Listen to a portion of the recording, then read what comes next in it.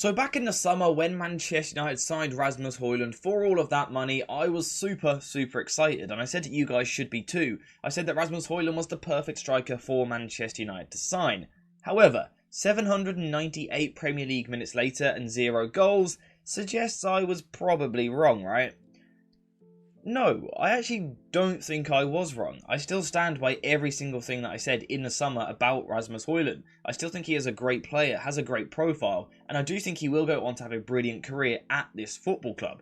But the question in that case is, if he's such a good player, such a good profile, and someone I still back, why isn't he scoring the goals which United so desperately need at the moment, particularly in the Premier League? Well, of course some of it does come down to Rasmus Højlund, and I think that was to be expected, and I did warn you of this in the summer. He is a young player. He is still raw. He's not fully refined. He isn't the finished article. For example, despite his big size, he's not the best hold-up striker in the world. He doesn't mind doing it here and there, but it's not where he really thrives, you know. He's not a striker which always wants to play with his back to goal. It's simply not his game.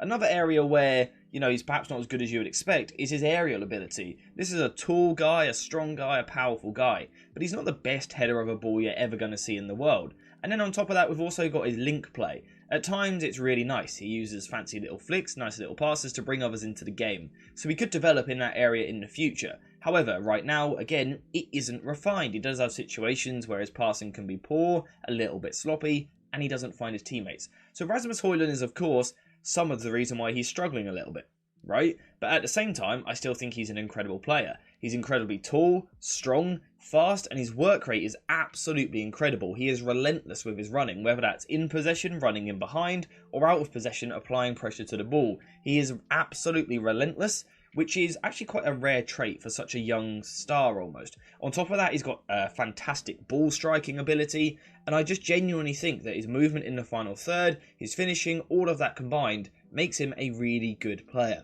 So why isn't he scoring goals at Manchester United? Well, in my opinion, he is being used wrong. Let's take a quick look at a clip from what I said back in the summer. Because Onana is so good at passing, Hojlund can be a weapon from this position here.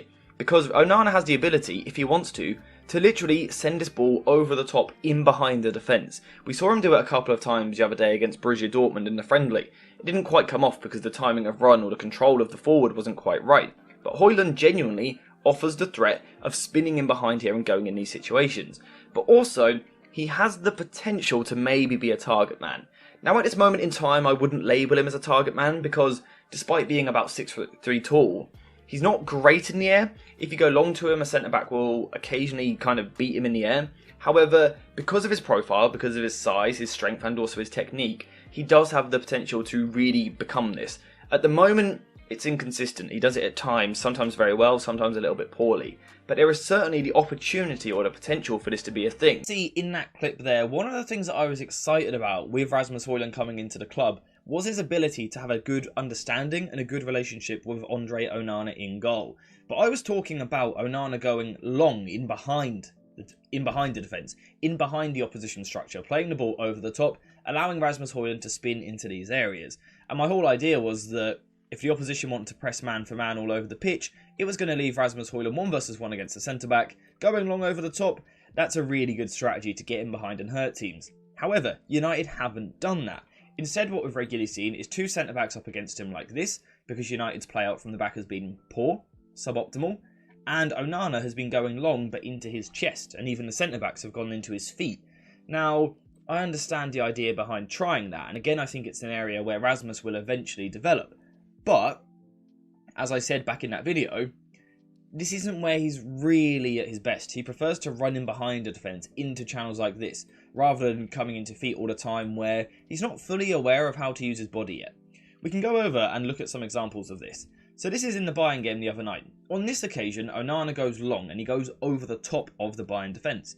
And you can see as a result of that, Hojlund has a chance all the way with this ball. He chases it well, he harries the defender, and this was the first time in that game he actually looked like he had the beating of Upamecano and Kim Min-jae. Now on this occasion, Neuer does a good job, he comes out and sweeps up. But you can see on this occasion, Hojlund looks much more comfortable with the physical contact with the defender. He's kind of bodying him off the ball. This is good. This is what United should do. Unlike what they've done for the rest of the game. Here we can see that they went into his feet and he just gets absolutely barged over by Upamecano. We've got another situation here where again the ball is going up to his chest. He's got his back to goal. Kim Min-jae comes over the top of him and completely dominates him. And then also a situation like this where the ball's played a little bit wider but still into feet. So Upamecano once again is coming across and dominating him. That is not what Manchester United should be doing. We should not be playing balls over the top. We should not be playing balls long into his chest. Do it occasionally. Use it to supplement your game, yes, but it shouldn't be the main strategy. If you are to go long to Rasmus Højlund, it has to be into these sorts of channels here, where he really uses his pace to get away from the defender, but then his size and his frame to hold the defender off. So not backing into a defender, going shoulder to shoulder. It suits him a lot more. And we've got examples of this. This goal here against Galatasaray in the Champions League probably sums this up better than any other moment so far in Rasmus Højlund's short Manchester United career. This time, the ball is in the channel. We can see that he hasn't got a defender right on his back. He isn't backing into play. He's got the pitch in front of him and he's trying to run forward with the ball. And quite simply, the Galatasaray defenders cannot deal with him. They're good defenders Galatasaray have got, and they just don't get close to him. Rasmus Højlund gets all the way into the penalty area and then lifts the ball over the on-rushing goalkeeper. That is what Rasmus Højlund is all about. It's not about being this big physical target man. It's about getting into channels, attacking space and things like that. And it's the way he's being used at the moment is a bit of a misprofiling. It's a bit like Lukaku when he was at the football club. Because he had this big frame and he was tall and he was strong, everyone assumed that he was a target man. That's not the case. Again, you can do it occasionally. You can play a couple of those balls to him per game. But on a more regular basis, Rasmus Højlund, like Lukaku, wants to get in the channels and attack space. Something else which Rasmus really likes doing is attacking the penalty area as well, when he doesn't have the ball. So let's say the ball is in this sort of wide position here. He loves attacking the penalty area. Again, this is one of the things which I was really excited about when we were linked with him in the summer. His movement in these areas is really good, better than most players at this young age. He's got a really smart head on his shoulders, basically. He understands the game really well. His movement is brilliant. He deceives defenders, attacks the space. It's absolutely brilliant, particularly when we see some sort of underlap from a deeper player and then a cut across the box. In these positions, Rasmus Højlund's movement is brilliant. Now, we've seen this on a few occasions at United and Rasmus hasn't quite got on the end of it, but those are the sorts of chances which he really wants to feed off. And again, we have seen an example of this in the Champions League already this season. So we can see Rasmus Højlund marked in the penalty area here.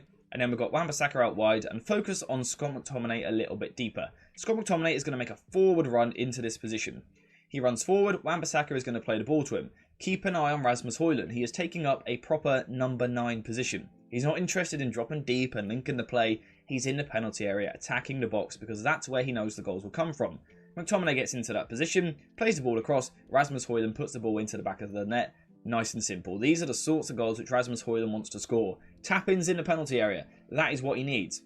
Now, Manchester United aren't great at getting themselves into this position. We don't do it on a regular enough basis. However, when we do get into those positions, this has to be better.